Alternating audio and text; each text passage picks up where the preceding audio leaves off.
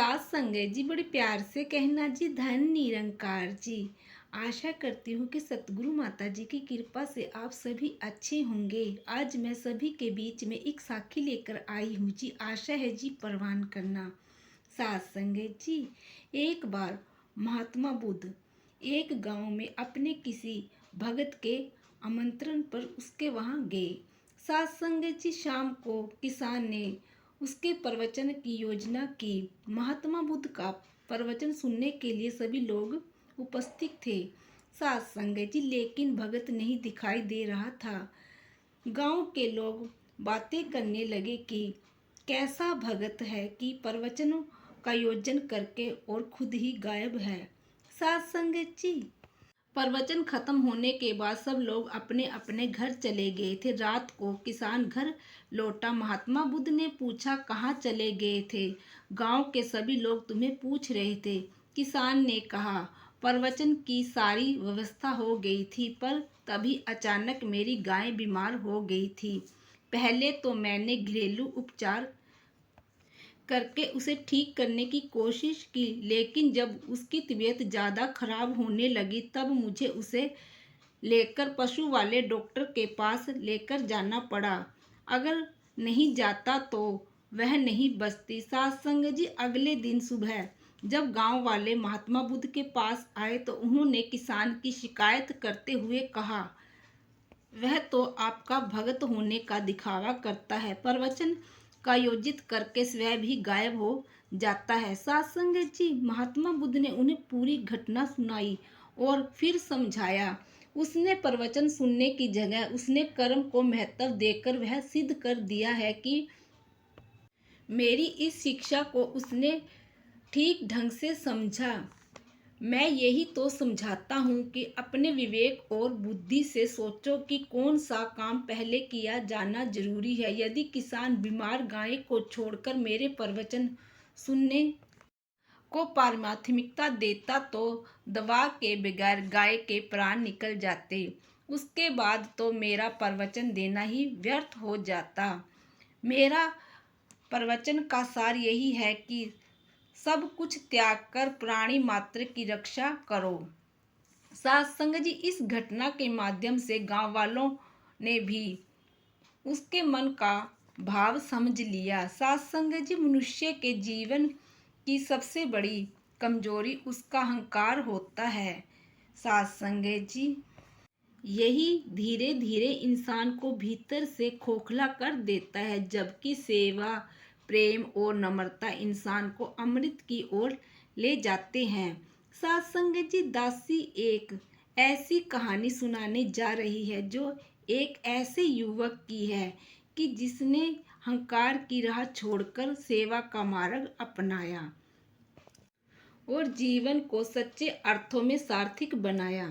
सत्संग जी, बम्बई के बड़े कारोबार परिवार में जन्मा अंशु बचपन से ही शान शौकत में पला था। वह पढ़ाई लिखाई में भी अच्छा था और कारोबार की बारीकियां भी जल्दी ही सीख गया था। सत्संग जी, लेकिन उसमें एक कमी थी, उसका घमंड। उसे लगता था कि पैसा और शोहरत ही सब कुछ है। वह दूसरों को नीचा दिखाकर बहुत खुश होता, कभी नौकरों से कठोर भाषा में बात करता, कभी सपाटियों का मजाक उड़ाता। धीरे धीरे उसकी यह आदत बन गई और वही पहचान बन गई। सत्संग जी, लोग उससे डरते थे। सत्संग जी, पर दिल से कोई उसे पसंद नहीं करता था। अंशु के माता पिता समझदार थे। वो चाहते थे कि बेटा उनका भी दूसरों की तरह विनम्र और सेवा भाव वाला बने। कई बार उन्होंने उसे समझाया, सत्संग जी, बेटा दौलत से नहीं, सेवा और प्रेम से इंसान महान बनता है। लेकिन सत्संग जी, अंशु हर बार मुस्कुराकर कहता, आजकल के ज़माने में सिर्फ पैसे की इज्जत होती है, सेवा करना गरीबों के लिए होता है, अमीरों के लिए नहीं। सत्संग जी, माता पिता आशायित थे। वो केवल यही सोचते रहते कि एक दिन जरूर उनके जीवन में बदलाव आएगा। सत्संग जी, एक दिन अंशु के पड़ोस में रहने वाले अंकल ने उनके पिताजी से कहा, हम कल निरंकारी मिशन के सत्संग में जा रहे हैं, आप भी चलोगे? सत्संग जी, अंशु के पिताजी चाहते थे कि बेटा भी हमारे साथ चले। उन्होंने जोर देकर कहा, बेटा चलो ना, थोड़ा समय सत्संग में बिताओ, मन को शांति मिलेगी। मन मारकर अंशु भी चला गया। सत्संग में प्रवेश करते ही उसे अजीब सी शांति महसूस हुई। चारों ओर शांति फैली थी, ना कोई बड़ा था ना कोई छोटा था, सभी बराबर थे। सत्संग जी, एक संत मधुर वाणी में गा रहे थे, मन का मैल मिट जाए जब सेवा सिमरन बस जाए। सत्संग जी, अंशु को यह सब एक नाटक सा लग रहा था।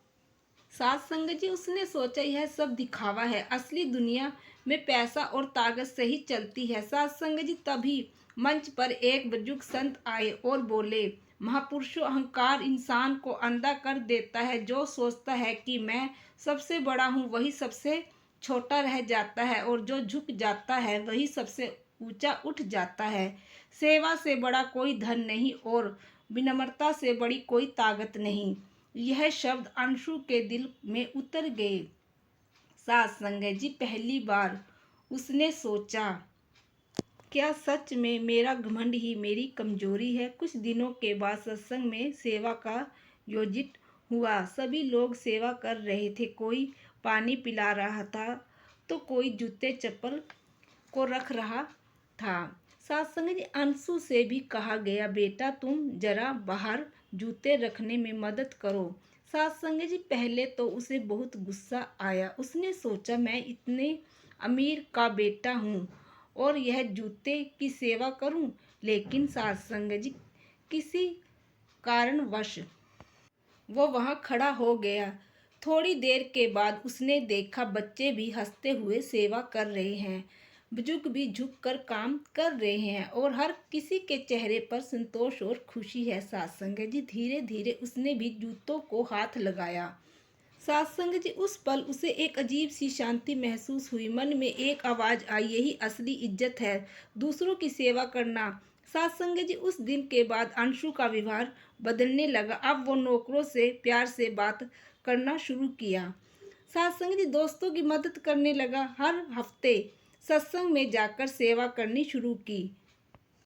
सत्संग जी, लोग आश्चर्य से कहते, यह वो अंशु है जो कभी अहंकार से भरा रहता था, लेकिन अब वही प्रेम से बात कर रहा है, सेवा कर रहा है। उसके माता पिता की आंखों में आंसू आ गए। सत्संग जी, एक दिन उसकी कंपनी में बहुत बड़ी समस्या खड़ी हो गई। कंपनी के कुछ कर्मचारी हड़ताल पर चले गए। पहले वाला अंशु उन्हें डांटता और निकाल देता था, लेकिन अब उसने शांत मन से उनसे बात की। उसने कहा, मैं मालिक नहीं, आपका भाई हूँ। अगर कोई कमी रह गई तो मिलकर उसे सुधारते हैं। चलो साथ बैठकर समाधान निकालते हैं। सत्संग जी, सभी कर्मचारी भावुक हो उठे। वो बोले, सर, हमें उम्मीद नहीं थी कि आप इतनी विनम्रता से बात करेंगे। हम आपके साथ हैं। कंपनी की समस्या तुरंत हल हो गई और अंशु का सम्मान कई गुना बढ़ गया। सत्संग जी, अब अंशु की पहचान एक व्यापारी से नहीं बल्कि एक निरंकारी सेवादार के रूप में होने लगी।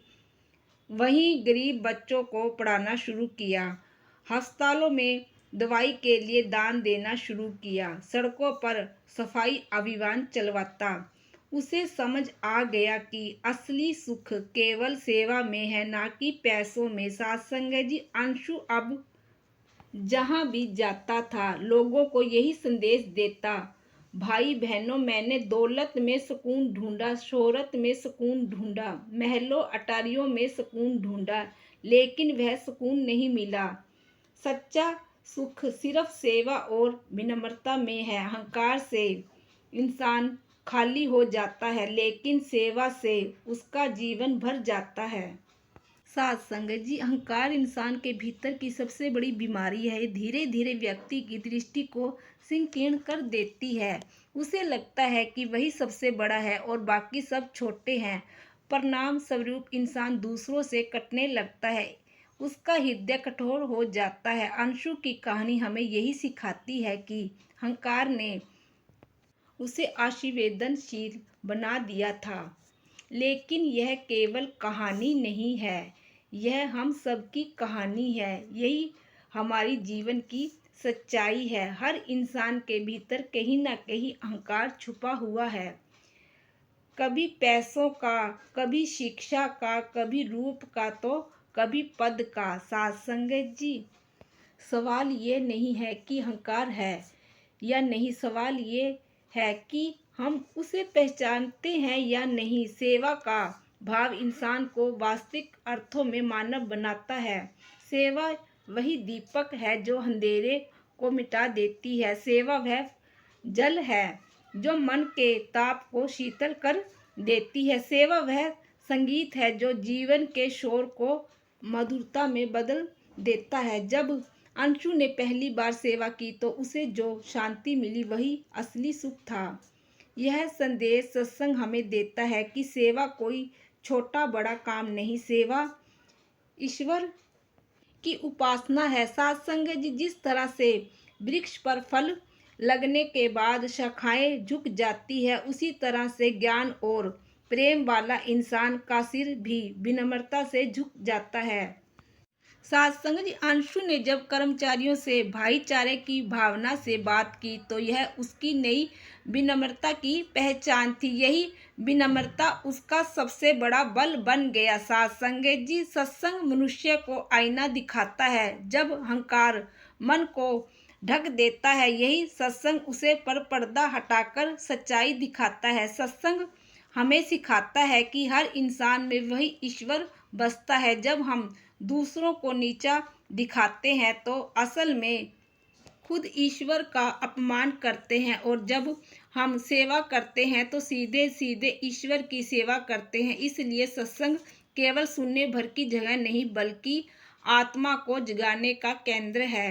सत्संग जी, मनुष्य जीवन का उद्देश्य केवल पैसा कमाना, संपत्ति जोड़ना या दिखावा करना नहीं। सत्संग जीवन का असली उद्देश्य प्रेम बांटना, सेवा करना और मानवता को ऊंचाई तक पहुंचाना। अगर हम केवल अपने लिए जिए तो यह जीवन अधूरा है, पर याद रखना हम दूसरों के लिए जिए तो यह जीवन पूरा है।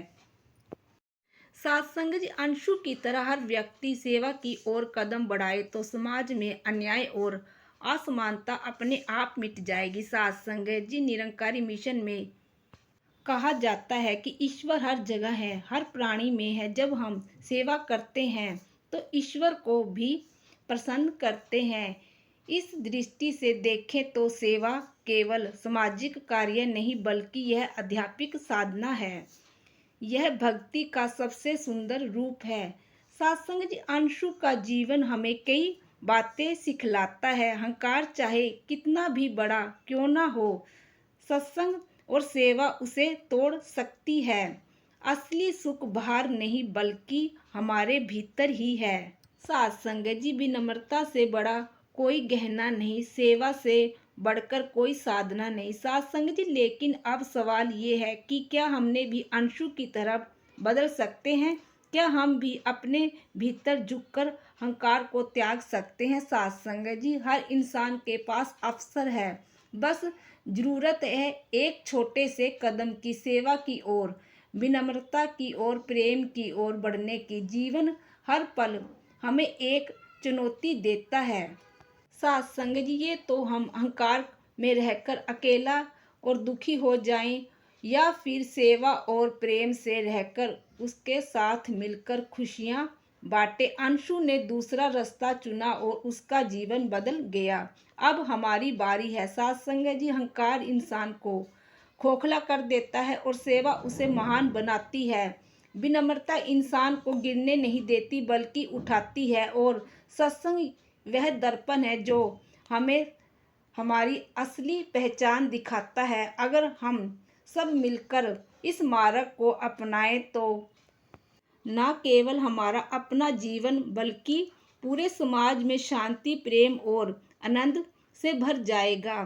सत्संग जी, मनुष्य का जीवन की सबसे बड़ी कमजोरी है उसका अहंकार होता है। यह धीरे धीरे इंसान को भीतर से खोखला कर देता है, जबकि सेवा प्रेम और विनम्रता इंसान को अमृत की ओर ले जाता है। साथ संगत जी, अगर ये कहानी आप सभी को अच्छी लगी हो तो प्लीज़ वीडियो को लाइक करें, चैनल को सब्सक्राइब भी कर लेना जी। साथ संगत जी, आप सभी से फिर मुलाकात होगी नई साखी के साथ, नए विचारों के साथ। साथ संगत जी, बड़े प्यार से कहना जी, धन निरंकार जी।